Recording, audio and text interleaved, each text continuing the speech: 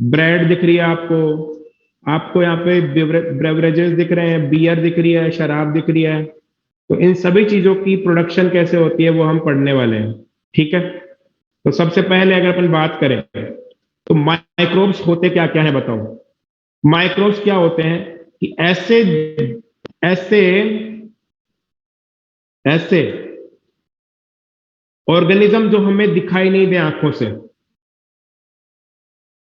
NEET result आ जाएगा क्या? आ भी सकता है, आ भी सकता है। ठीक है, microbes are protozoa, bacteria, fungi, viruses, viroids and prions. ठीक है, प्रियोन्स क्या होते हैं? प्रोटीनियस इन्फेक्शियस एजेंट्स होते हैं।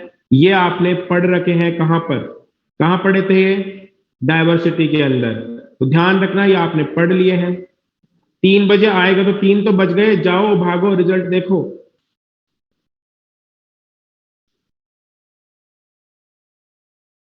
मेरे पास तो पटाखे फूटने की आवाज आ जाएगी अभी।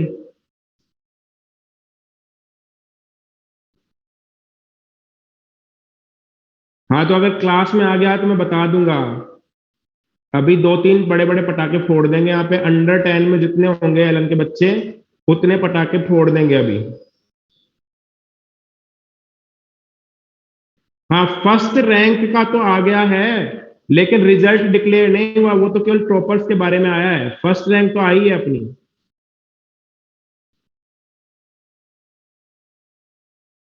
Highest score 716, 716।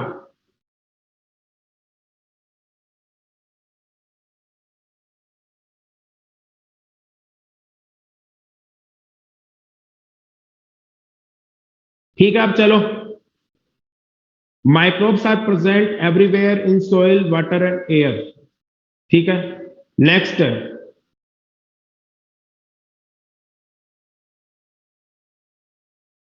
हाँ, अभी बताएंगे, बियर पे डिस्कस करेंगे। अभिनव मेहरा, थोड़ा सा वेट कर लो बेटा। मुझे पता है थोड़ा इंटरेस्टिंग टॉपिक है आपके लिए, तो थोड़ा सा वेट कर लो। डायरेक्ट ही बियर पे जंप मत करो। ठीक है, Abhinav Varma. Microbes in human welfare क्या क्या काम कर सकते हैं? Household products, biofertilizers, biocontrol agents, biogas production, sewage treatment and industrial products में ये काम में आ सकते हैं। सबसे पहला जो प्रोडक्ट है वो है कर्ड। कर्ड जो होता है वो आपको पता है कि वो बनता है लैक्टिक एसिड बैक्टीरिया से, और उसका नाम है लैक्टोबैसिलस। ठीक है, यहां पर जब हम मिल्क से कर्ड में कन्वर्ट करते हैं, मिल्क को कन्वर्ट में कर्ड में कन्वर्ट करते हैं, तो लैक्टोबैसिलस क्या करता है? कुछ प्रॉपर्टीज को बढ़ाता है। जैसे कि हमारे कर्ड के अंदर विटामिन B12 ज्यादा होता है बजाय के मिल्क, यानी विटामिन B12 के अंदर इंक्रीमेंट करता है उसके अमाउंट के अंदर। ठीक है, उसके बाद में अगर हम आगे की बात करें तो वहां पे ये जो लैक्टोबैसिलस बैक्टीरियाज हैं, ये हमारे इंटेस्टाइन में जाकर के जो हानिकारक बैक्टीरिया हैं, जो हार्मफुल बैक्टीरिया है, उनकी ग्रोथ को भी रोकते हैं। मतलब खुद ग्रोथ करेंगे, उनकी ग्रोथ नहीं होने देंगे, तो ये हमारे लिए बेनिफिशियल भी है। ठीक है, so in our stomach the LAB play very beneficial role in checking disease causing microbes. तो इसीलिए जब हमारा पेट खराब होता है तो घर वाले बोलते हैं कि दही खाओ। जब भी आपको पेट खराब होता है, लूज मोशंस होते हैं, तो घर वाले बोलते हैं दही खाओ, दही चावल, दही खिचड़ी या फिर दही दलिया। तो वो इसीलिए बोलते हैं कि दही से क्या होगा? एक तो आपको विटामिन B12 मिलेगा, और दूसरा क्या होगा? आपके जो इंटेस्टाइन में, स्टोमक में जो भी डिजीज कॉजिंग बैक्टीरिया है उनकी ग्रोथ रुकेगी, और अच्छे बैक्टीरिया जो प्रोबायोटिक्स हैं उनकी ग्रोथ बढ़ेगी। ठीक है, नेक्स्ट, चीज। अब चीज जो है वो ओल्डेस्ट डेयरी प्रोडक्ट है, सबसे पुराना डेयरी प्रोडक्ट क्या है? चीज है। ठीक है, और चीज किससे बनता है? चीज भी किससे बनता है? मिल्क से ही बनता है।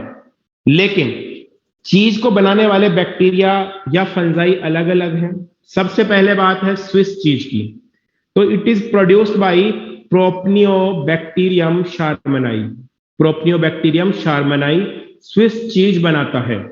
ठीक है, अब देखो यहां पर S4 स्विस होता है और S4 ही क्या होता है, शार्मनाई। याद रखना S4 Swiss, S4 shermanii. So it is hard cheese. अब आपको इस चीज के अंदर बड़े बड़े जो पोर्स दिख रहे हैं, ये इसलिए बने हैं क्योंकि प्रोपनियोबैक्टीरियम शार्मनाई ने क्या किया है, रेस्पिरेशन, और रेस्पिरेशन में क्या निकला है, CO2। तो CO2 के निकलने की वजह से बबल बने हैं, इसलिए इसके अंदर यहां पर आपको बबल्स दिख रहे हैं बड़े बड़े। तो ये स्विस चीज है और ये एकदम हार्ड होता है, हार्ड। ठीक है, नेक्स्ट रॉकफोर्ट चीज। तो आपको रॉकफोर्ट चीज दिख रहा है, देखो इसके अंदर आपको ग्रीन ग्रीन कुछ दिख रहा है, ये फंगस है, फंगस। ठीक है, फंगस, ये फंगस है। तो यहां पर आप देख सकते हो कि ये कौन बनाता है, रॉकफोर्टी, पेनिसिलियम रॉकफोर्टी। तो स्विस चीज था, उसको बनाया था प्रोपनियोबैक्टीरियम शार्मनाई ने, और ये बैक्टीरिया है, ये बैक्टीरिया है। और यहां पर पेनिसिलियम रॉकफोर्टी एक फंजाई है, याद रखना फंजाई है। ठीक है, रॉकफोर्टी रॉकफोर्टी चीज बनाता है, नाम तो आपको याद रहेगा, पर फंजाई है ये याद रखना। ठीक है, नेक्स्ट अगर हम डो की बात करें, अगर हम डो की बात करें तो यहां पर डो होता है एक सेमी सॉलिड आटा। ठीक है, जिसके अंदर आप कई चीजें रख सकते हो, सूजी भी हो सकती है, दाल चावल का पेस्ट भी हो सकता है, कई सारी चीजें हो सकती है। तो इसको बनाने के लिए भी हम किसका यूज करते हैं, माइक्रो ऑर्गेनिजम्स का, जनरली यीस्ट का, खमीर का। तो यहां पर आप देख सकते हो the dough which is use for making food such as dosa and idli is also fermented by bacteria. ठीक है, तो यहां पर भी ये बैक्टीरिया के द्वारा फर्मेंट होता है। बैटर, बिल्कुल, ये जो बैटर होता है इसको बैक्टीरिया से फर्मेंट करते हो। और बैक्टीरिया कहां से लाते हो भाई, आप उसमें थोड़ा सा दही मिक्स करते हो, दही में बैक्टीरिया होते हैं, तो वहीं से बैक्टीरिया उसके अंदर आ जाते हैं। ठीक है, नेक्स्ट इसके अंदर बैक्टीरिया के अलावा यीस्ट भी डालता है। यीस्ट, बाजार में यीस्ट का पाउडर मिलता है, वो भी डाल सकते हो। ठीक है, तो यहां पर भी जो पफ्ड होता है, इडली में जो पफिंग होती है, डोसा में जो छोटे छोटे छेद होते हैं, वो किस वजह से बनते हैं, वहां पर भी CO2 का प्रोडक्शन होता है। Next bread. ब्रेड आप देख सकते हो कि डो के अंदर हम क्या मिलाते हैं, यीस्ट। हम डो के अंदर यीस्ट मिलाते हैं और उससे बनती है ब्रेड। ठीक है, ब्रेड जो होती है उसके अंदर भी जो छोटे छोटे ये जो आपको पोर दिख रहे हैं, ये भी CO2 के प्रोडक्शन की वजह से ही आए हैं। ठीक है, किसकी वजह से आए हैं, CO2 के प्रोडक्शन की वजह से आए हैं पोर्स।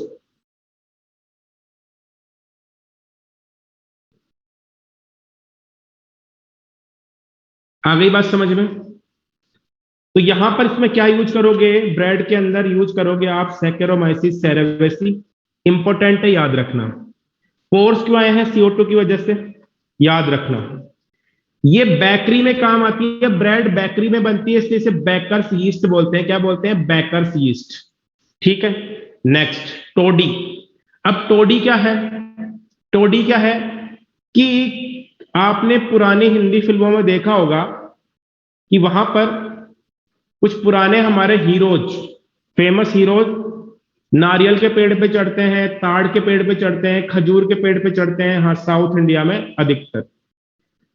तो वहां पर उस पेड़ के ऊपर कुछ कट लगा करके उसके ऊपर एक घड़ा बांध देते हैं, उस घड़े के अंदर कुछ लिक्विड आता रहता है, फिर उस लिक्विड को लेके आते हैं, उस लिक्विड को मिट्टी में गाड़ देते हैं और उसके अंदर फर्मेंटेशन करवाते हैं। फर्मेंटेशन जब होता है तो वहां पर उसके अंदर अल्कोहल बनता है थोड़ा, उसको फिर ये पीते हैं, उससे उनको पीने से मजा आता है, नशा होता है। तो ठीक है, तो ये हो गई traditional drink of some parts of southern India is made by fermenting sap of palms. Palm trees के सैप से बनता है। ठीक है, microbes are also used to treatment sorry, to ferment fish, soybean and bamboo shoots to make foods. तो microbes जो होते हैं वो कई और भी काम में आते हैं, जैसे हम फिश को भी फर्मेंट करते हैं, सोयाबीन एंड बम्बू शूट्स को भी फर्मेंट करके खाते हैं। मोस्टली ये फूड है जापानी। सो जापानी लोग फिश को, सोयाबीन को और बैम्बू को फर्मेंट करके खाते हैं। ठीक है, हाँ बिल्कुल। टोडी इस ताड़ी, बिहारी में ताड़ी ही कहते हैं और राजस्थान में से तारी कहते हैं, तारी।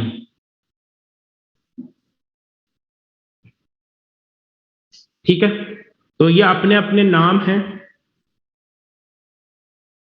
पर ये साउथ इंडिया में ज्यादा चलता है। फिर है फर्मेंटेड ब्रेवरेजेस। फर्मेंटेड ब्रेवरेजेस मतलब आप यूपी में भी तारी ही कहते हैं, बिहार और यूपी में एक ही कहते हैं, ताड़ी।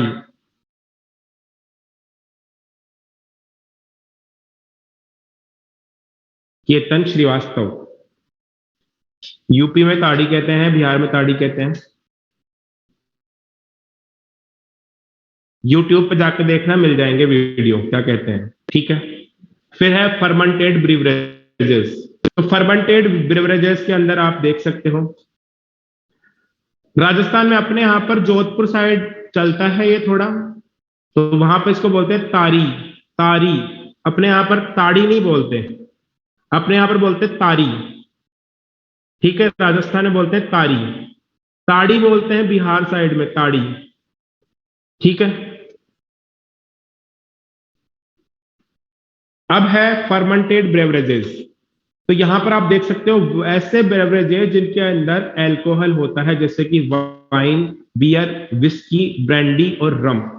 ठीक है, अब कौन सा ब्रेवरेजेस बनेगा, कौन सा लिक्विड बनेगा, कौन सा अल्कोहल बनेगा, ये डिपेंड करता है कि आपने इसको, एक मिनट रुक जाओ, हाँ, प्रोसेस किया है कि नहीं किया है, या किस पे बन रहा है। देखो, माल्ट या सीरल्स या फिर फ्रूट जूस। बात ऐसी है कि यीस्ट जो होती है ना, यीस्ट, ये जब रेस्पिरेशन करती है तो यहां पर होता है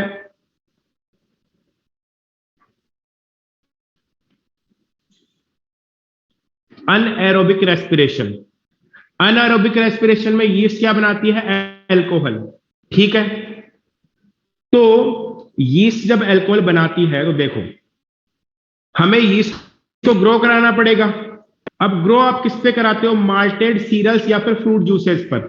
फ्रूट जूस जैसे कि आलू का शीरा, आलू का रस, या फिर गन्ने का रस, या फिर गन्ने के छिलके, या फिर ग्रेप का जूस, अंगूर का रस, या फिर ऑरेंज का जूस, ऑरेंज का रस। इनके ऊपर आप ग्रो करा सकते हो किसको, ईस्ट को। माल्टेड सीरियल्स मतलब कि आप गेहूं, चावल, मक्का, जौ, इनके ऊपर, इनको भिगो करके इनको पीसते हैं और फिर उसको यीस्ट को ग्रो करवाते हैं। तो इनके ऊपर भी ग्रो करा सकते हो। जब इनके ऊपर सैकेरोमाइसिस ग्रो करेगी तो अल्कोहल बनाएगी, और फिर इन अल्कोहल को बड़े बड़े बायोरिएक्टर के अंदर इस तरह से देखो, ये क्या है, बड़े बड़े बायोरिएक्टर हैं जिनके अंदर बन रहा है अल्कोहल, माइक्रोब्स ग्रो कर रहे हैं। फिर जो नीचे दिखा रखा है वो डिस्टिलेशन प्रोसेस है, यहां पर डिस्टिलरी है और यहां पर बन रहा है प्रोसेस्ड अल्कोहल। ठीक है, यहां पर हम सैकेरोमाइसिस को क्या कह सकते हैं, ब्रीवर्स यीस्ट। देखो, सैकेरोमाइसिस के दो नाम है, बेकर्स यीस्ट क्योंकि वो ब्रेड बनाता है, ब्रीवर्स यीस्ट क्योंकि वो क्या बनाता है, अल्कोहल बनाता है, ब्रीवर्स यीस्ट। ठीक है, ब्रेवर्स मतलब जो ब्रेवरेजेस बनाने के काम में आता है। अब आप देख सकते हो फोटो में bioreactors and distillery. Next, Saccharomyces cerevisiae is also known as baker's yeast and brewer's yeast. It is used to ferment malted cereals and fruit juices to produce ethanol. Now, fermented average का type क्या है, ये depend करता है कि आपने raw material क्या लिया है और उसका प्रोसेस किया है कि नहीं किया, उसको प्रोसेस्ड किया है कि नहीं किया। ठीक है, तो ये रॉ मटेरियल पर और उसकी प्रोसेसिंग पर डिपेंड करता है। क्या होता है एक्चुअली, अपन बात करें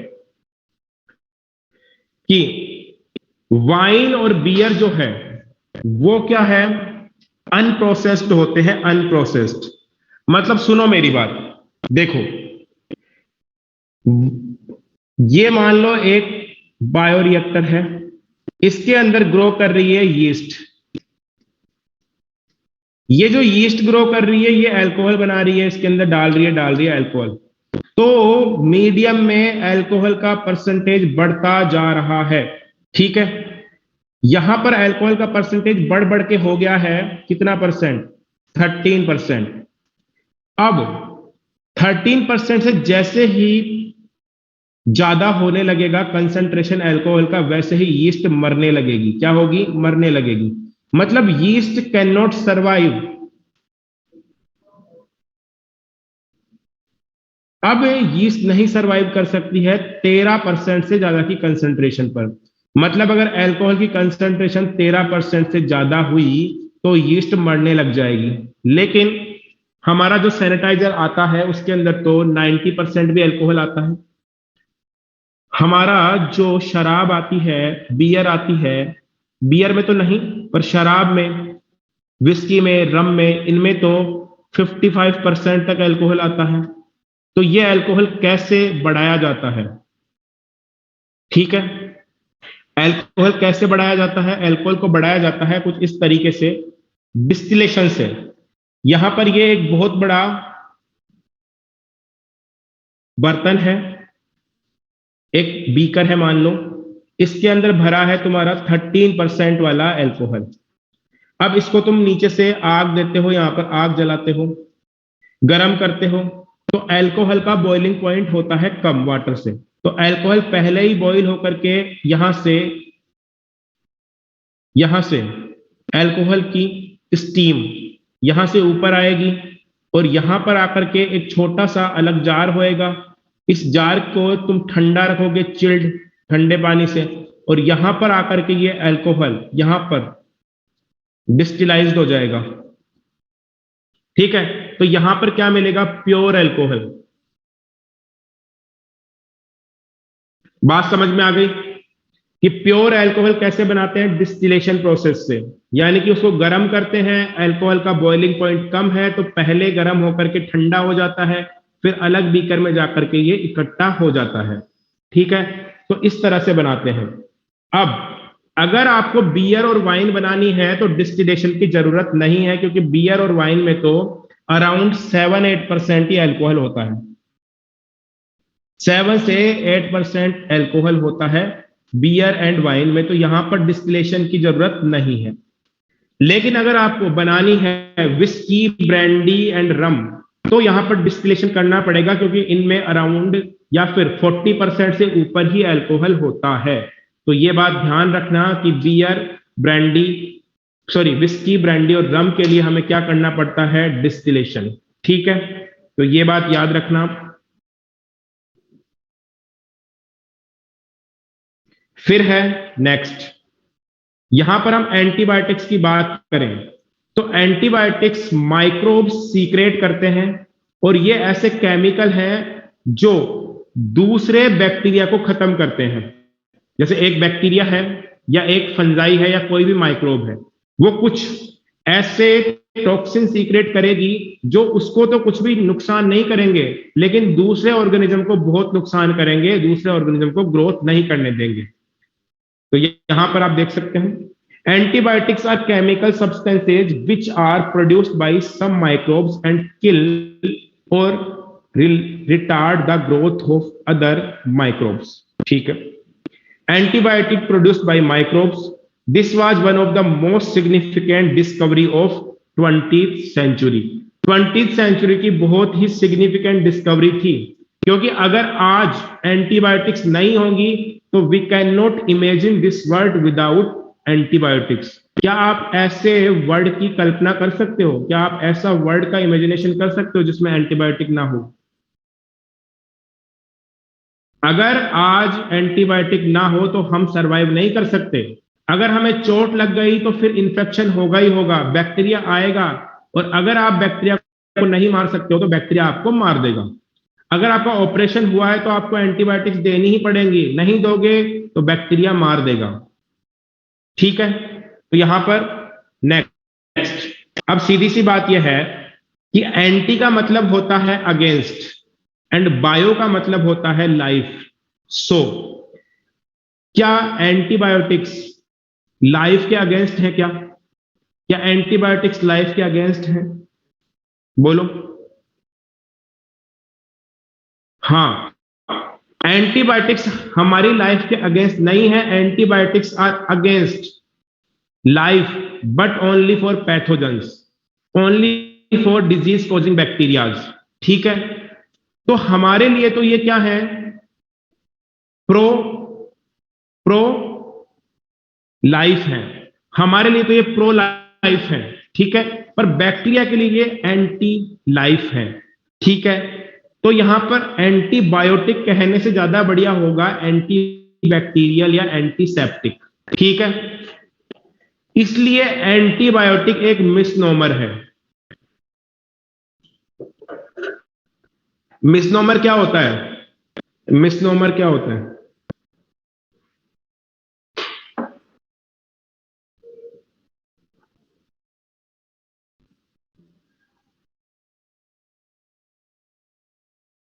हाँ, गलत फहमी या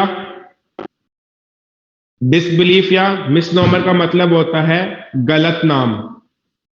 गलत नाम, जैसे कि आंख से कोई बंदा अंधा हो और उसका नाम हो नयन सुख। उसके आंखें नहीं है, अंधा है वो, पर उसका नाम रखा हुआ है नयन सुख, तो इसको बोलते हैं मिसनोमर होना। ठीक है, तो यहां पर हमने बात करी कि एंटीबायोटिक्स जो नाम है वो एक तरह से मिसनोमर है, गलत नाम है। इसका नाम होना चाहिए एंटी बैक्टीरियल या एंटीसेप्टिक। पर क्योंकि ये हमारी लाइफ के तो प्रो है, प्रो लाइफ है, पर ये बैक्टीरिया की लाइफ के अगेंस्ट है। Next, with reference to human being antibiotics are pro life and not against. ठीक है, next, penicillin was the first antibiotic discovered. ठीक है, पेनिसिलिन को किसने खोजा था? खोजने वाले का नाम क्या था? Alexander Fleming. ठीक है, अलेक्जेंडर फ्लेमिंग एक ब्रिटिश आर्मी के अंदर एक होते थे सैनिक। ठीक है, ब्रिटिश आर्मी के अंदर ये सैनिक थे और सेकेंड वर्ल्ड वॉर के टाइम पर ये काम कर रहे थे स्ट्रेप्टोकोकस बैक्टीरिया पर। आपने पढ़ा था स्ट्रेप्टोकोकस बैक्टीरिया।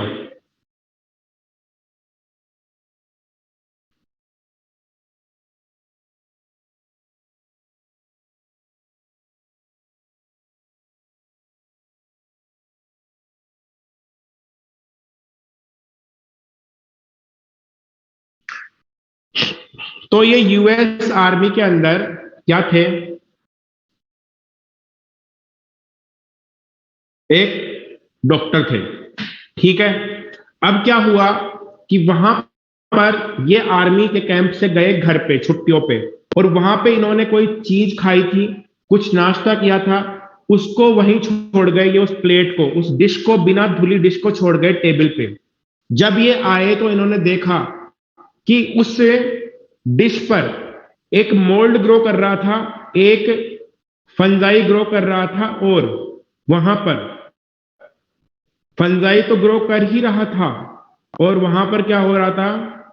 जो स्ट्रेफाइलोकोकस बैक्टीरिया था, स्ट्रेप्टोकोकस, वो बैक्टीरिया ग्रो नहीं कर रहा था। तो इन्होंने बोला कि यहां पर कोई ना कोई ऐसा सब्सटेंस है जो एक मोल्ड है सीक्रेट कर रहा है। ठीक है, it was chance discovery. Alexander Fleming ने की स्टेफाइलोकोकाई बैक्टीरिया पर की। While working on Staphylococcus bacteria, once observed a fungus growing in one of his unwashed culture plate, around which Staphylococcus could not grow. He found that it was due to a chemical produced by the fungus, and he named it penicillin after the fungus Penicillium notatum. ठीक है, Now, full potential of penicillin as an effective antibiotic was established much later by Ernest Chen and Howard Florey.